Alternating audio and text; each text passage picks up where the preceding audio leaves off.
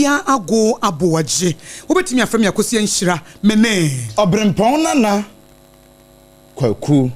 ampoma na ensemo ye de bremo no pedi di makotene no ebini Prosi Council no asusu di amaga na mampene se be yanka IGP Christian Tete Yohono ne bra na so de na so nkoma no mfie mienu nka ho Honorable Kwabena Minta Akando eyo soafo hwempomdin samso na wakyere na dwene afampomdin dwumadie bi ho ye de betudwa enano pay na pani bi atufo Director General de Ghana Education Service Professor Ernest Kofi Davis wakasa e de afa STEM equipment investment ye de sika ehye no wode kakra de afa ho enrose bedwene wo menhia south eyo honorable nana ejebafo awua wode atudwa de ntia ma me Charlotte sei emre bi echem no ye chairperson ma electoral commission no ye yi ne to ase akonwa Kane aban grati penny anu ojina made hye wo suhum wono na ekasa e wose na atoshi wo mu ade ba kwese na ye bekosunya ne nso ne akwakɔhye de ntia nipa bebre enya adwuma nye ensempi ka wenum ho ene ye de somo sekase bo efi SOMPA 106.5 FM Accra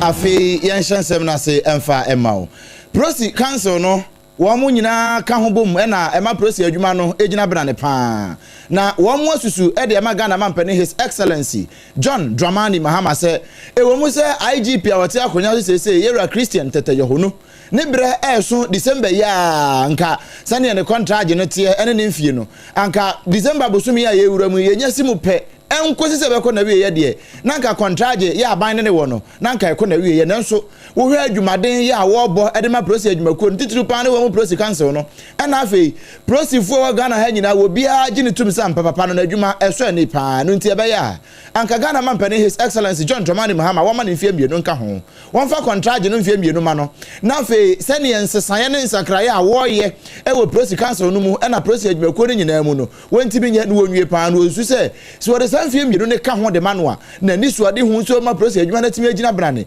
na wiase nyina hunu sampa ye ka prosi adwuma Ghana de nso ka ho no bie na afei Ghana prosi nso betimi aboa na abonefosam ene eniema ekoso e wo mayi mu a enye na ensem fata obetimi atu ase no watimi atu ase we ye nsusuye ya Prosi Council no e de ama no na ne nyina mu no yegusu wa atwene yem se Ghana mampani ebeji atum waji tum pe na jese emfie mienu wode ama Christian Tete Yohono Meka usena na KJC Company Limited no pano nsia kasebo ena wutie fi SOMPA 106.5 FM Accra. Honorable Kwabena Minta Akando eyo swafo a wo hyempomdin samso na wakomra hye bedwem akwakokyekire mu so far so good. Ani nyina ne se empomdin adwuma no wo mu tutu na mo bia eboa ma Ghana empomdin hu dwumadie egia na naso prekope. Medical doctors anasa doctor for be ya Hanson 700 medical doctors ena ya pa wo mu pa amoma ka health facilities ahodo a wo makwakosom ho no wo mkọ ho no eyo SOMPA eni gidie mu dwumadie ene omo akoye ede aboa mpomden enkrabata ne nyina ene no achi na nurses so be ya hanum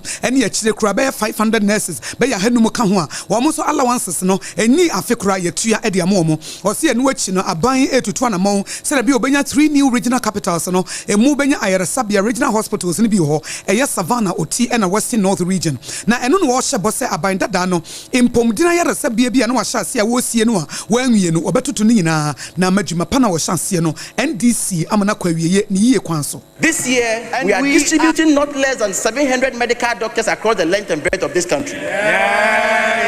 And it is Mr. President's directive that he would not want to hear that there's any district in this country without a medical doctor. And so these 700 medical doctors are being posted to the districts where they are needed most. That's leadership. That is leadership, Mr. Speaker. Mr. Speaker, again, in a matter of less than 1 year, we have paid approximately 500 million to nursing trainees as allowance. Nese eno no Honorable Kwabena Minta Akando ene no wo komra hye bedwem kodwa nanum kase e kire ne abanu aya enyanya afekura medical doctors be ya hanso ye de wo makomensin no mu huhia se wo mo enkosom opo checheku ene de amane boyi e bae yamfe ene kire mu e wo ngomasua mu na wahumasian komo no no Director General Edema Ghana Education Service Professor Ernest Kofi Davis wono na ekase wo kire se aban beboka na what is sika be share ne friend say STEM education no what is sika be shem atoto akande bebre de schools ahodo na abehwe no be na robotics for no wamoni ama omo use won say da dampan na assess sa de no anya eno nti wo toto e de assess schools e na afi ankrankrafo no a womo e wo school no mu no say additionafo no womo manfa so papa Emra STEM equipment na aban toto e de o man sika to de ma won so mo fansu ade no o man fa so papa emra so de nsem wo nyina to dwabra na woda dwumade bia de friend say basic science technology engineering and mathematics BSTEM program ano e wo eye enkra ya e na wode ensemi eto dwa. I expect this to translate into quality teaching. Quality education is a collective responsibility. Government in partnership with ITech is providing what teachers need to deliver quality. Now is the responsibility of schools to show returns on investment by making sure that this investment translates into quality learning outcomes. Teachers who have benefited from the training would have to use their learning through the training to empower the learners to learn science effectively and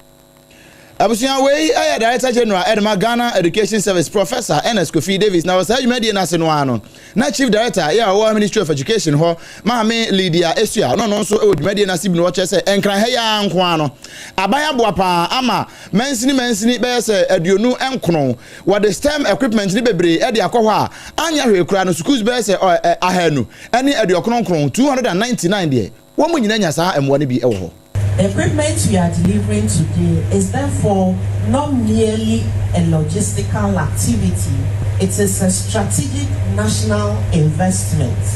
It is an investment in the imagination and creativity of the Ghanaian child. It is an investment in our teachers who are the drivers of transformation in our classrooms. When effectively utilized, these tools will ignite curiosity, build confidence, and inspire future scientists, engineers, and problem solvers who will lead Ghana's development. Chief Director Ewa Ministry of Education, Maame Lydia Esua, nene ene Meka usana na KJC Company Limited anopano nsia kase bo a en ye kusua de mamo eno no na midima fo Herbal Center eje no ababa Joe's Bakery omude Joe's Hot Kenke aka ho 2074 Mr. Sumpa chede na face Sumpa obi bas no ye bo ho dawuro ede amamo en ma hye bedwani o menhia South ye ono bo na ejeyi bafo ewu ano de nsem bia todwa ninsimo de atodwa no say former Electoral Commission Chairperson Mame Charlotte say wono ankasa na efa ne kwan bi so ema yeyi ne toase akonyanyi obi ena kuma Chibuosi akon wono na de ne ti koje akyerema no wakyerem na watumre akyeresie asem ne se wase Maame Charlotte say wonnim na nado danko akufo do pa wo na damfo na woni ne wonkita hudie wo ye na dwense ne deputies mienu no wo fasebo akwan so na woyi wo motose akonwa afiri ho na se woyi wo modi na deputies ne mienu sori tia no na wo munnim niema bi fa no ho na asie na wo mode asem ne koye ma yokofo nso ensa to so nto wo hwehwe mu no na se maame ne wodifo eti Maame Charlotte say ne nyese bia